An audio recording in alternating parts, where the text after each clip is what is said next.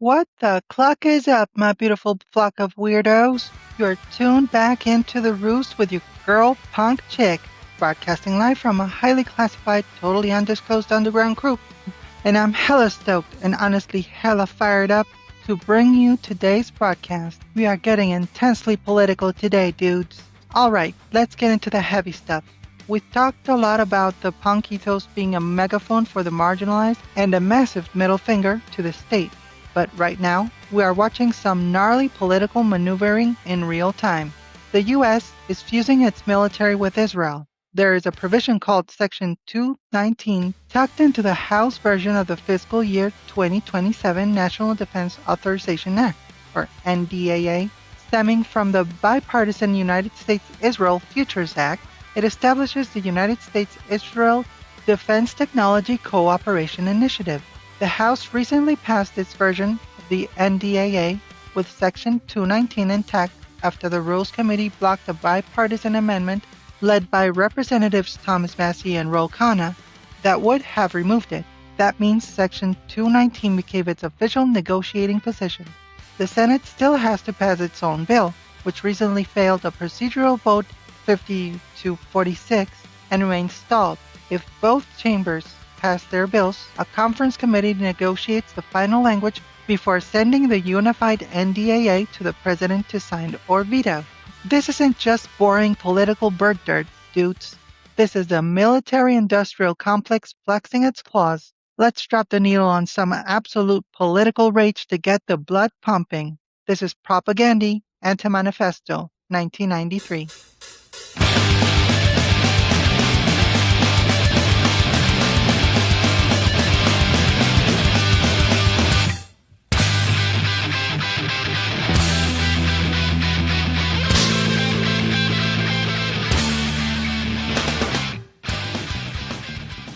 Man, that track never fails to completely scramble my brains. So rad. But let's dive back into why this legislation should have every single punk's feathers totally ruffled. When you look at the fine print, this legislation structurally mirrors authoritarian or militarized regimes by centralizing executive power, expanding mass surveillance capabilities, and merging state military apparatuses with private tech sectors. Look, traditionally, arms transfers and military support are subject to heavy congressional oversight to ensure compliance with international human rights law. That oversight exists for a reason, but by framing this as cooperation and integration, quote unquote, managed by an executive agent, it signals to the world that major powers will utilize legal workarounds to bypass human rights constraints when strategically convenient. They couldn't even let a vote happen on the floor, flock. Representatives Thomas Massie and Ro Khanna tried to strip Section 219, and the House Rules Committee just swept it under the rug so nobody had to go on record. That's how the military-industrial complex works. They lock the door, bypass democratic debate, and grease the wheel for total military tech integration behind closed doors. This is exactly why the punk scene has always screamed Free Palestine and stood fiercely against the violence and genocide in Gaza. Our scene is built on defending the oppressed and calling out state-sanctioned violence. When the suits in Washington start finding loopholes to send weapons without human rights assessments, they are completely abandoning the people on the ground. We stand with the marginalized, always. Let's keep the heavy, anti-war, anti-state control vibes rolling with absolute D-beat pioneers. Let's play Discharge, Protest and Survive from 1982.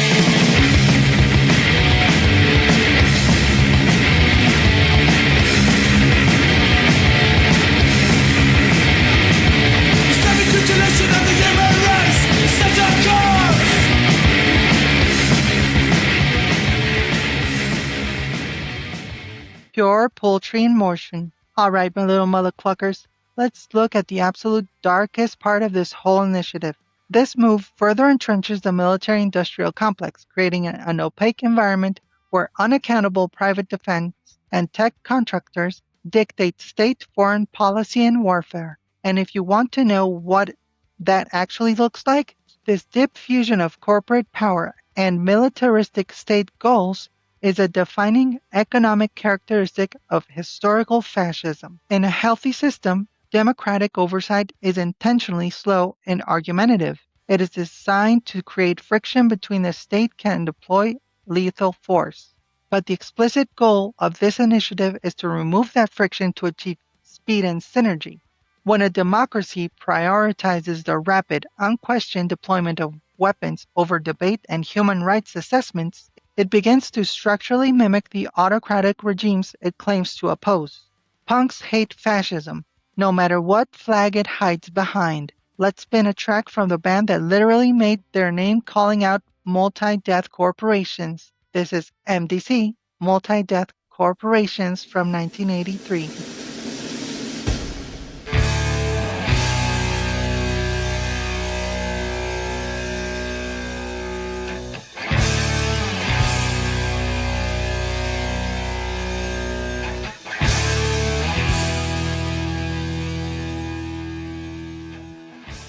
That raw 80s grit is just lethal. Okay, dudes, to really understand why punks oppose the state violence happening in Gaza, we have to cut through the propaganda. The establishment loves to confuse people by mixing up ancient history, religion, and modern politics. Let's break down the definitions, because it is crucial.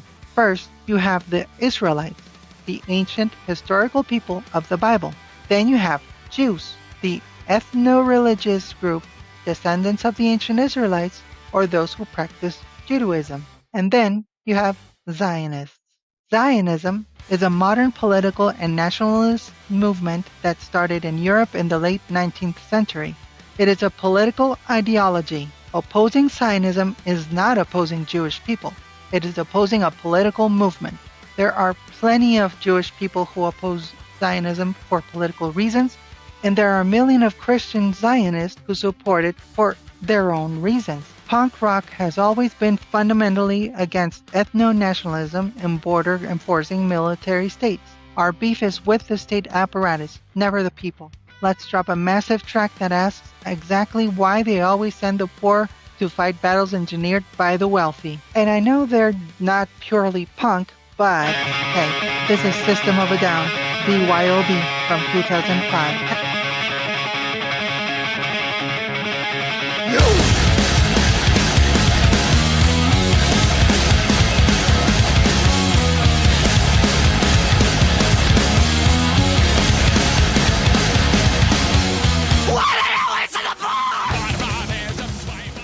Absolute blistering fury. Now, expanding on what we just talked about, I want to talk about a group of people who have my absolute respect for standing up to the establishment. There's a massive misconception that all religious Jews support the actions of the Israeli state. That is totally bogus. There is a highly visible fringe of ultra-Orthodox Jews, like the group Naturei Karta, which means Guardians of the City, who are fiercely anti-Zionists and are constantly out there at pro-Palestine demonstrations. Their opposition is theological, bro. They believe early Zionism was a secular rebellion against God, and that true Judaism requires living peacefully under the rule of non-Jewish nations they reside in until divine redemption occurs. They literally advocate for the peaceful dismantling of Israel and support Palestinian sovereignty. When you see dudes in traditional religious garb standing side by side with punks holding Free Palestine signs, that is the ultimate unity against state violence. Let's spin some bad religion to keep dissecting how nationalism hides behind faith. This is Bad Religion, American Jesus from 1993.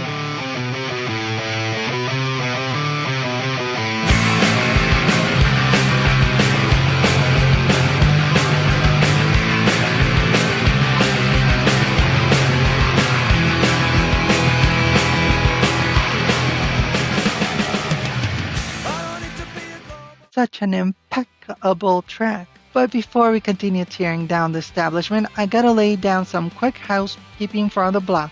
First, remember you gotta pull up my Spotify profile and spin the official episode playlist in parallel, or click the links on the description on YouTube. I don't have the rights to embed these massive tracks directly into the VOD, so otherwise you're just gonna hear dead air where the heavy music should be. Pause this right now. Get your dual screen open, and let's make sure you don't miss a single song today.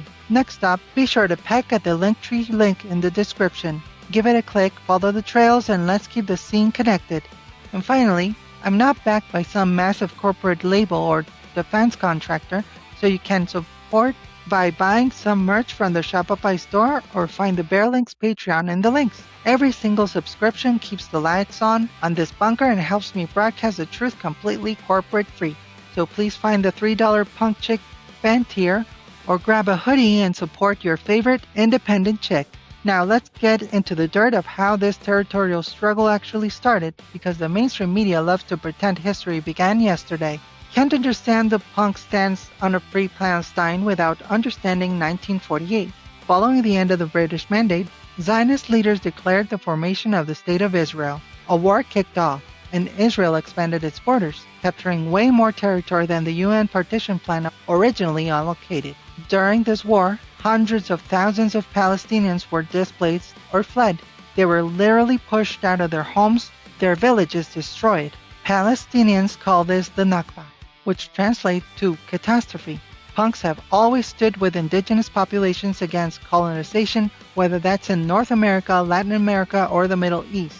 When people are stripped of their land and their self-determination, the underground scene will always scream in their defense. I'm bringing No More Moments from the Siksika Nation on this one. This is No More Moments, self-entitled, from 2020.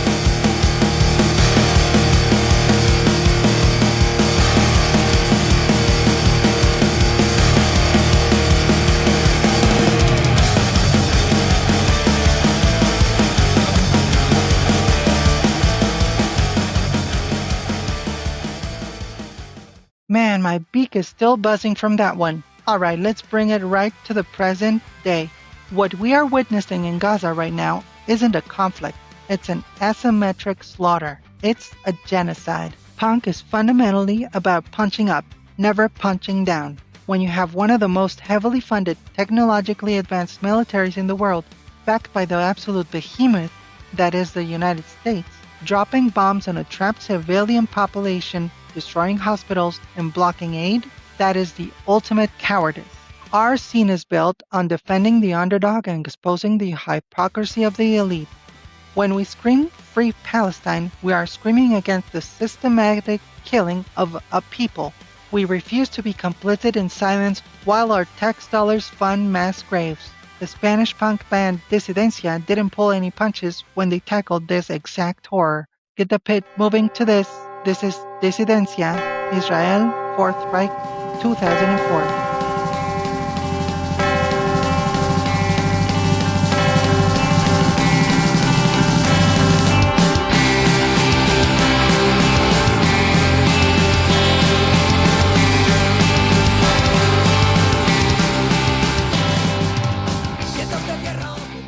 Straight fire. Let's tie all this back to Section 219 and the NDAA. Why does the US want to fuse its military tech with Israel so badly? It's about mass surveillance, dudes. Israel's tech sector is infamous for developing some of the most invasive, terrifying surveillance software on the planet. Tools that are tested on occupied Palestinians and then sold to authoritarian regimes globally to track journalists, activists, and dissidents. By establishing the United States-Israel Defense Technology Cooperation Initiative, the U.S. is basically trying to fast-track that Orwellian tech right into our own military apparatus. They want speed and synergy for mass surveillance. As punks, we despise Big Brother.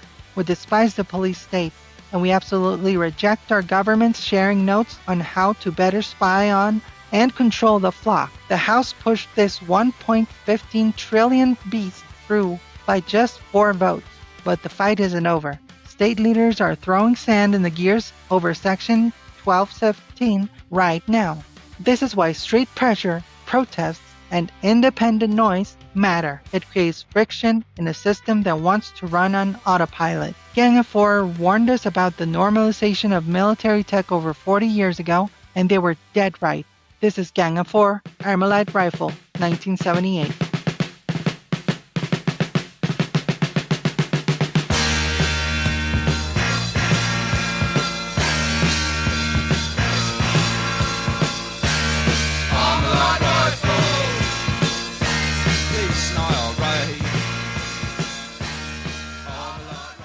Totally clocking awesome. So, with all this heavy, depressing geopolitical reality, where's the hope?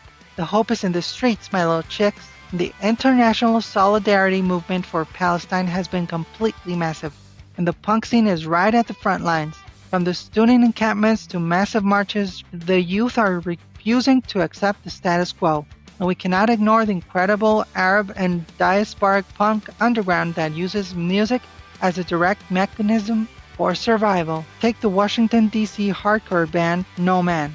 Fronted by Palestinian-American singer Maha Shami, they weaponized the anxiety and anger of the diaspora into cathartic inferno, screaming against the systemic violence carried out over the last 70 years. When Maha declares that Palestine will never die, she is echoing the resilience of marginalized communities everywhere. Let's feel that fury right now. This is No Man, Glittering Space from 2024.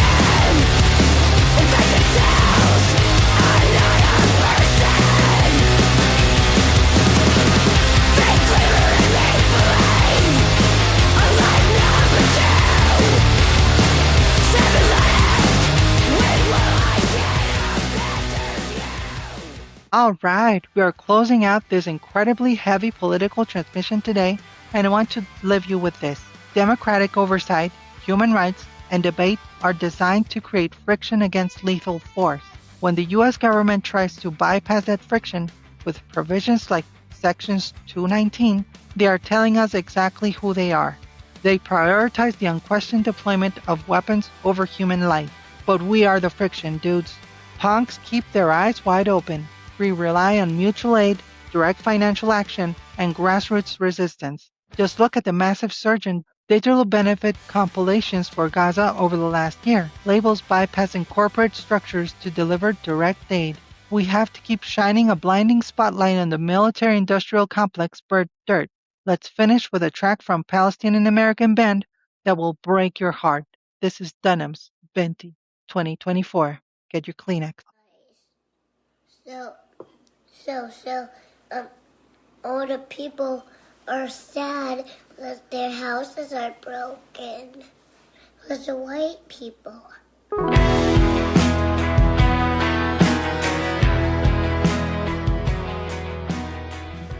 All right, that's all for today. And, well, keep your talent sharp, question authority, and stay loud. I'll catch you on the flip side.